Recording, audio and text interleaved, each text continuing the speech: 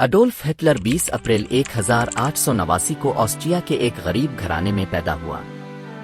اس کی تعلیم نہایت کم تھی اور وہ ویانا کے کالج آف فائن آرٹس میں داخلہ نہ لے سکا۔ 1913 میں ہٹلر جرمنی چلا آیا، جہاں اس نے پہلی جنگ عظیم میں جرمنی کی طرف سے ایک عام سپاہی کی حیثیت سے لڑا۔ 1919 میں وہ جرمنی کی ورکرز پارٹی کا رکن بنا، جو بعد میں نازی پارٹی کہلائی۔ 1921 میں وہ پارٹی کا چیئرمین منتخب ہوا۔ 1933 میں ہٹلر جرمنی کا چانسلر بنا اور نازی پارٹی کا فروغ شروع کیا۔ اس نے اپنے مخالفین کو دبانے کے لیے ہر حربہ آزمایا۔ 1939 میں پولینڈ پر حملے کے بعد دوسری جنگ عظیم کا آغاز ہوا۔ ہٹلر نے جنگ کے دوران لاکھوں یہودیوں اور دیگر اقلیتوں کا قتل عام کیا۔ اڈولف ہٹلر کی زندگی کے مزید پہلوؤں پر نظر ڈالیں تو ہمیں اس کی ابتدائی زندگی، سیاسی عروج اور جنگی حکمت عملیوں کے بارے میں بہت کچھ معلوم ہوتا ہے۔ ہٹلر کی ابتدائی زندگی میں اس کے والد کی سختی اور والدہ کی محبت شامل تھی۔ اس نے ویانا میں ایک ناکام آرٹسٹ کے طور پر وقت گزارا اور بعد میں میونخ منتقل ہو گیا۔ پہلی جنگ عظیم کے دوران ہٹلر نے جرمن فوج میں خدمات انجام دیں اور کئی تمغے حاصل کیے۔ سیاسی میدان میں ہٹلر نے نازی پارٹی کو منظم کیا اور اپنی تقریروں کے ذریعے عوام کو متاثر کیا۔ 1923 میں اس نے میونخ میں ایک ناکام بغاوت کی کوشش کی، جس کے بعد اسے جیل بھیج دیا گیا۔ جیل میں اس نے اپنی کتاب او مین کیمپف لکھی، جس میں اس نے اپنی نظریات اور منصوبے بیان کیے۔ چانسلر بننے کے بعد ہٹلر نے جرمنی کی معیشت کو بہتر بنانے کے لیے کئی اقدامات کیے اور فوج کو مضبوط کیا۔ اس نے پروپیگنڈا کے ذریعے اپنی حکومت کو مضبوط کیا اور مخالفین کو ختم کرنے کے لیے خفیہ پولیس کا استعمال کیا۔ دوسری جنگ عظیم کے دوران ہٹلر نے کئی ممالک پر حملے کیے اور یورپ کے بڑے حصے پر قبضہ کر لیا۔ اس کی حکمت عملیوں میں بلسکریگ بجلی کی جنگ شامل تھی، جس کے ذریعے اس نے تیزی سے فتوحات حاصل کی۔ لیکن جنگ کے آخری سالوں میں ہٹلر کی حکمت عملی ناکام ہونے لگی اور اتحادی افواج نے جرمنی کو شکست دی۔ اڈولف ہٹلر کی زندگی میں کئی ظالمانہ واقعات شامل ہیں، لیکن سب سے زیادہ خوفناک اور دل دہلا دینے والا واقعہ ہولوکاسٹ ہے۔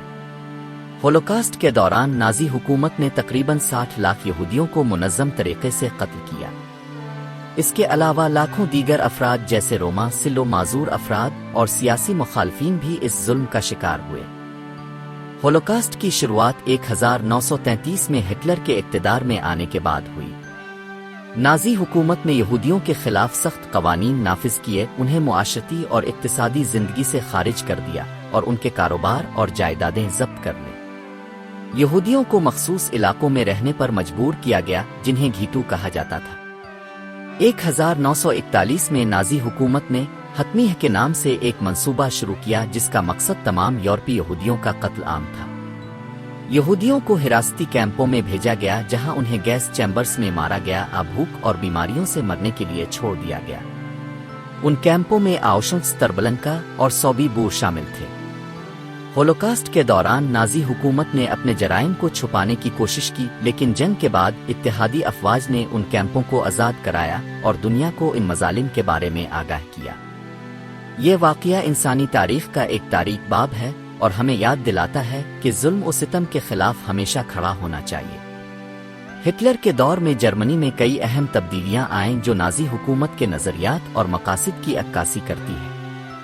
ہٹلر نے چانسلر بننے کے بعد نازی پارٹی کو مضبوط کیا اور تمام سیاسی مخالفین کو ختم کرنے کے لیے خفیہ پولیس گestapo کا استعمال کیا۔ اس نے پارلیمنٹ کو تحلیل کر کے اپنی مطلق العنان حکومت قائم کی۔ ہٹلر نے جرمنی کی معیشت کو بہتر بنانے کے لیے بڑے پیمانے پر عوامی منصوبے شروع کیے، جیسے موٹر وے کی تعمیر اور فوجی صنعت کو فروغ دیا۔ اس نے بے روزگاری کو کم کرنے کے لیے مختلف اقدامات کیے۔ نازی حکومت نے جرمن معاشرے میں آریائی نسل کی برتری کو فروغ دیا اور یہودیوں، روما اور دیگر اقلیتوں کے خلاف سخت قوانین نافذ کیے۔ یہودیوں کو معاشرتی اور اقتصادی زندگی سے خارج کر دیا گیا اور ان کے خلاف تشدد کو بڑھاوا دیا گیا۔ نازی حکومت نے تعلیمی نظام کو اپنے نظریات کے مطابق ڈھالنے کی کوشش کی۔ نصاب میں نازی نظریات کو شامل کیا گیا اور اساتذہ کو نازی پارٹی کے وفادار بنایا گیا۔ ثقافتی میدان میں نازی حکومت نے پروپیگنڈا کے ذریعے اپنی حکومت کو مضبوط کیا اور فنون لطیفہ کو اپنے مقاصد کے لیے استعمال کیا۔ ہٹلر نے جرمنی کی فوج کو مضبوط کیا اور ویسا معاہدے کی خلاف ورزی کرتے ہوئے فوجی طاقت میں اضافہ کیا۔ اس نے نئے ہتھیاروں کی تیاری اور فوجی تربیت پر زور دیا۔ نازی حکومت نے ہولوکاسٹ کے دوران لاکھوں یہودیوں اور دیگر اقلیتوں کا قتل عام کیا۔ یہ نازی نظریات کے تحت نسلی صفائی کی پالیسی کا حصہ تھا۔ یہ تبدیلیاں نازی حکومت کے دوران جرمنی کی تاریخ کا ایک تاریک باب ہیں اور ان کے اثرات آج بھی محسوس کیے جاتے آئے۔